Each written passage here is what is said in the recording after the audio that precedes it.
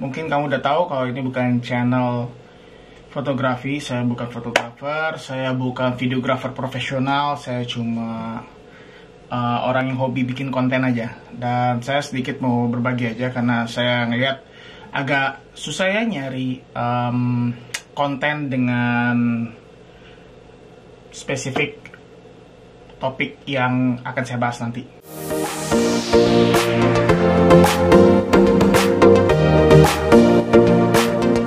Sekarang saya mau bahas sebuah lensa, yaitu lensa Tokina. Nih lensanya. Oke, kelihatan ya, lensa Tokina. Ini tutupnya, depannya. Oke guys, membeli lensa ini langsung ya secara fisik nih kayak begini, gede ya. Ini rasanya kayak apa ya, ini kayak batu bata ya, gede banget deh, gede dan berat dan mantap banget, bahannya sih mantap banget sampai saya nggak bisa bedain ya ini apakah ini besi atau plastik ya. Mungkin ini kayak semacam bahan-bahan komposit gitu. Oke, dan ini setahu saya lensanya lensa buatan Jepang. Dan yang saya miliki saat ini adalah barang second hand ya, jadi bukan barang baru. Langsung ya, kalau kau beli ini langsung udah ada lens hoodnya. Lens hoodnya juga asik juga sih, gede begini. Bukan karena gedenya, tapi karena bahannya juga oke dan masuknya enak banget, kerasa mantap banget. Jadi kalau pasang tuh. Yang saya miliki ini untuk Canon ya, Canon APS-C untuk DSLR ya. Jadi mountnya mount IFS, standarnya IFS. Tapi di sini adalah Tokina SD1224 f4. Secara spesifikasi ini ring filternya ini gede, 77 kalau nggak salah ya, 77 mili ring filter. Terus dia memiliki focal range dari 12 sampai 24. Sebenarnya ini bagus ya. Saya ngerasa focal range-nya oke. Saya cukup suka wide-nya 12. Kalau 12, kalau pilih focal range-nya setara kalau di full frame itu kira-kira 19 atau 20 mili gitulah. Nanti kamu bisa hitung di kalkulator, saya belum hitung secara persis. Dan bisa sampai 24. 24 itu harusnya sekitar 38 milian ya. 38 mili begitu. Jadi focal range-nya cukup lumayan luas, cukup berguna. Saya juga cukup suka sih focal range 24 dan lebarnya 12. Jadi ini ideal banget ya buat ngambil-ngambil gambar di dalam ruangan dan juga semi bukan portrait ya, wide tapi wide yang masih agak compressed gitulah. General purpose ya, 24 mili itu general purpose. Dan ini supaya gambaran nih, tuh. Ini saya menggunakan Canon 600D DSLR jadul. Tapi saya masih suka banget, masih oke banget buat saya bikin konten. Dan kamu bisa lihat nih, tuh kayak begini. Dan rasanya wow, bobotnya sih. Ini ya kalau saya lepas ya, ini sama bodinya tuh kayak beratnya hampir sama tuh guys.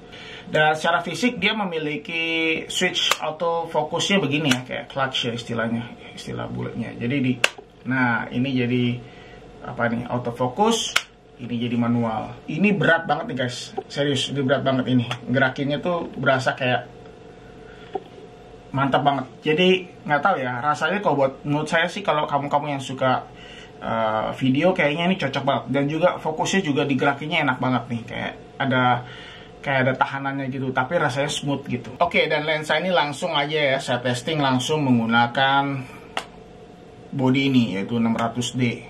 Oke, ini menjelang sore, jadi kita mulai kehabisan cahaya, jadi let's go. Kita tes ini, ya, lensa babon segede gaban ini.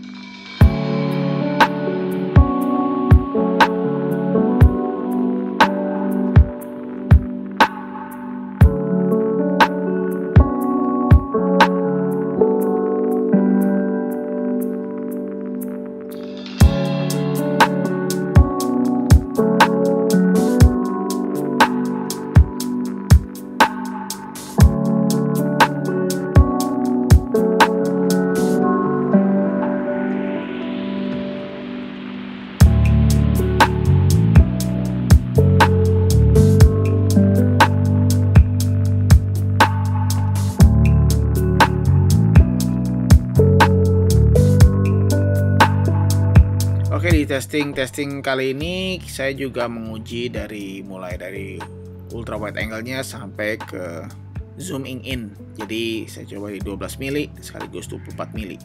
Dan kamu bisa perhatiin kalau cahayanya nggak berubah ya guys, karena dia memiliki constant aperture di f4.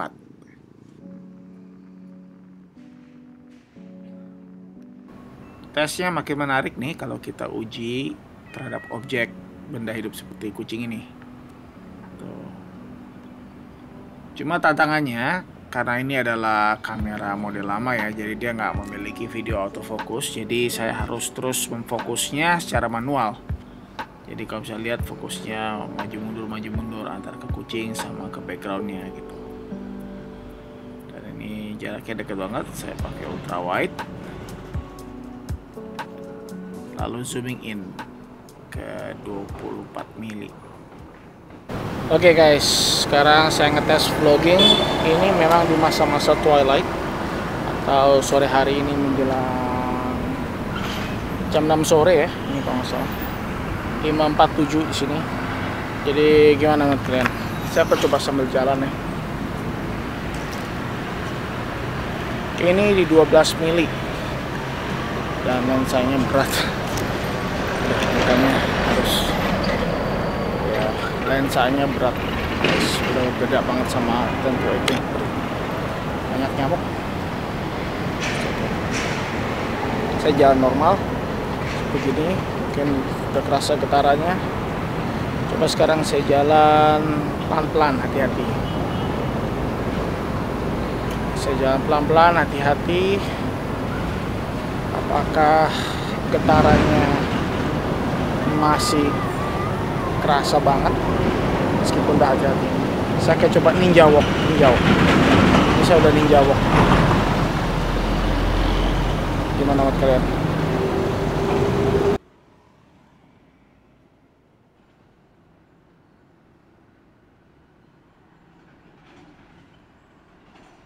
Oke, saya tahu betul di antara kamu pasti ada yang hobi foto-foto ya, atau fotografi. Jadi saya ambil beberapa gambar di sini cuma buat referensi aja ya guys. Sama sekali gambar-gambarnya nggak ada yang saya edit, langsung dari kamera, dan memang mungkin agak gelap ya karena saya sengaja bikin underexpose supaya supaya nggak dynamic range-nya lebih kerasa gitu dari terang dan gelapnya semuanya gitu. Tapi ada beberapa gambar-gambar yang expose-nya saya agak koreksi sedikit. Dan kebanyakan foto-foto saya ambil dengan menggunakan profil standar dari bawaannya Canon EOS 600D.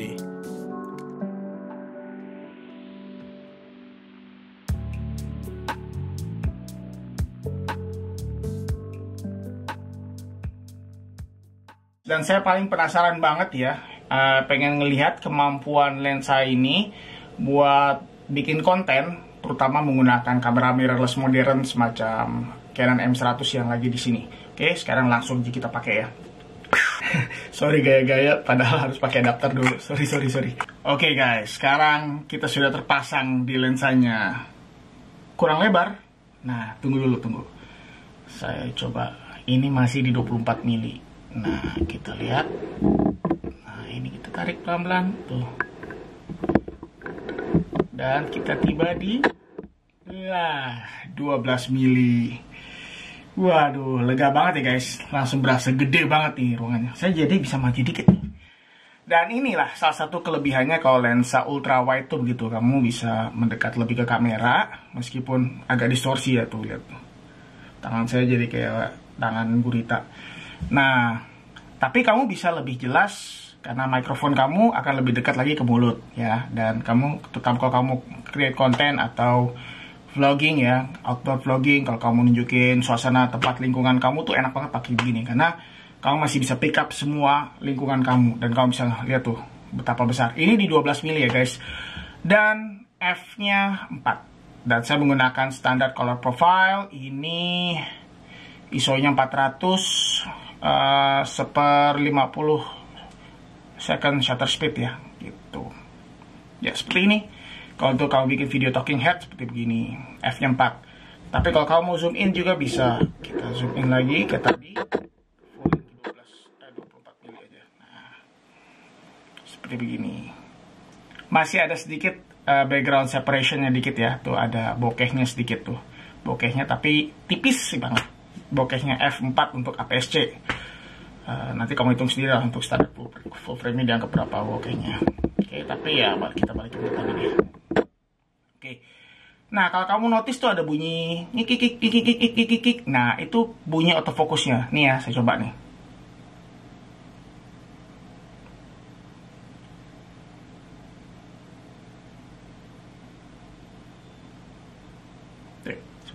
Kok nggak autofocusnya tadi bunyi? Coba.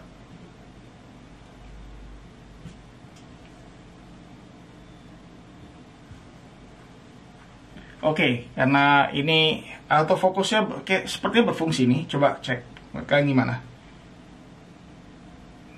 Seperti itu masih terus, karena ini masih di f4. Nah, satu hal ya yang saya notice ya, ini minimum focus distance-nya tuh kayaknya nggak terlalu dekat ya. Kayaknya sekitar 30 cm kalau saya lihat di situ. Jadi, saya ngerasa agak kurang dekat ya untuk ke lensa ya. Nggak tahu ya, ini apakah saya, correct me if I'm wrong ya. Kalau saya salah, tolong dikoreksi. Coba ini kita lihat fokusnya, apakah ngikutin saya nggak.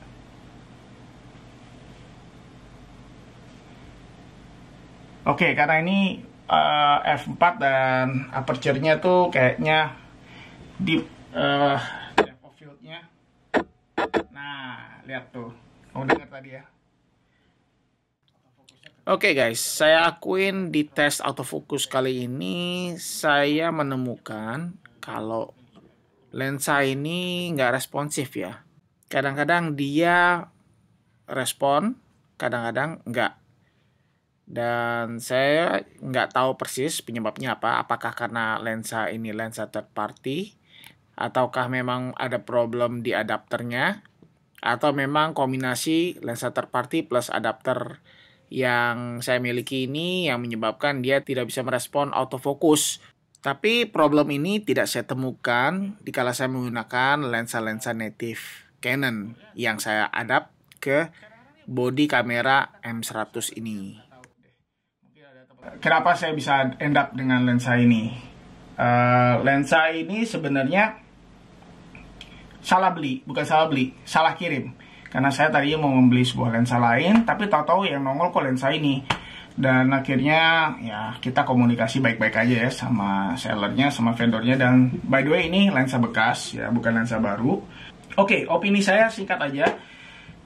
Lensa ini mungkin yang saya suka ya, bikin kamu punya kesan yang profesional ya. Apalagi kalau kamu pasangin di Canon DSLR seperti begini ya. Kalau di mirrorless malah saya agak kurang rekomend ya, kecuali kalau kamu dudukin kayak begini. Ini aja duduknya dia harus di lensanya, karena saking, kalau kamu bisa bayangin guys, M100, Canon M100 itu kecil banget dan lensanya sama bodinya gedean lensanya ini, jadinya wah kebanting memang gitu. Sayangnya saya kedatangan lensa ini bukan sesaat ya, beberapa bulan setelah saya memiliki ini. Mungkin kalau misalnya saya belum ada ini, mungkin saya keep kali yang ini. Tapi karena saya sudah memiliki Canon EFS 1018, jadi saya nggak bisa pertahankan yang ini. Dan di video berikutnya saya akan coba compare sama ini ya, Canon EFS 1018. Ini kayaknya lebih modern lensanya dibandingkan ini. Dan kita lihat apakah lensa modern benar-benar bisa melewati kemampuannya dari lensa jadul tapi punya spek yang oke begini nggak. Pada akhirnya, thanks for watching. Jangan lupa ya, kalau kamu suka dengan video ini dikasih saya like, dan kalau boleh kamu subscribe. Saya banyak video tentang travel dan pembahasan utak-atik peralatan konten lainnya. And I'll see you in my next video.